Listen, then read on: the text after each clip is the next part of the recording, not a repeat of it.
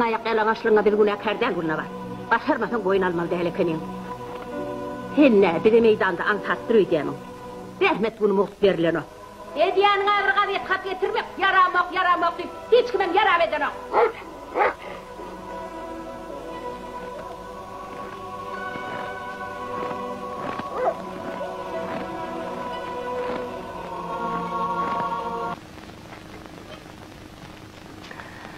Serhen ağa şu gün düğesini öldürüyormuş oğlum.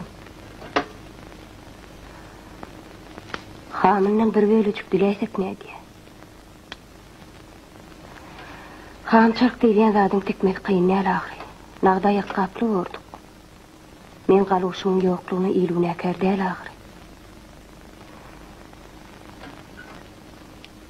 Şunun ödüne poşta varıp ger.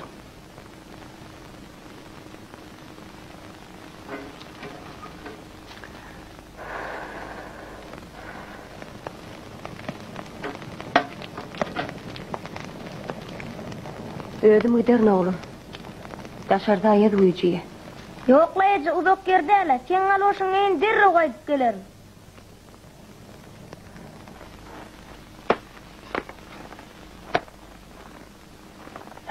Var oğlum, taşırakta durun. Kana seyretmezler.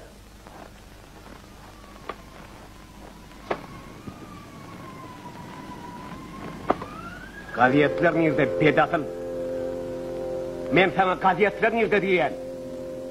Hani? Gaziyetler kaçan getirecek, şonu ayt bana.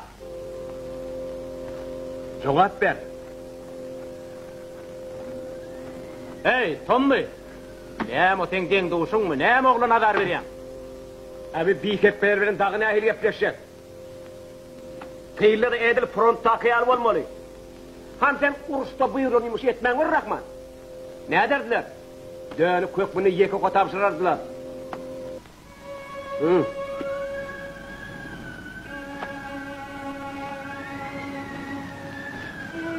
Yecenay, şunun kaviyetleri getirmedi avansama etmedin. Derma müdürü Tom'mu şeydi itti. Hey! Derme müdürü! Rahman, sözün da aylama sana. Bar bir ol söz yoksa adam değil. Yok or.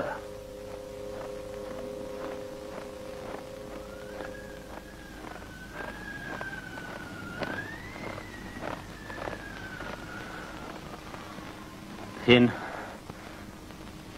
Bizim kim için tövüşeyenmedi biliyor musun?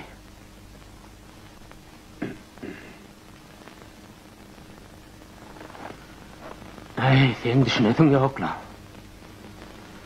Biz şolar için, şolun geleceği için tövüşeyen.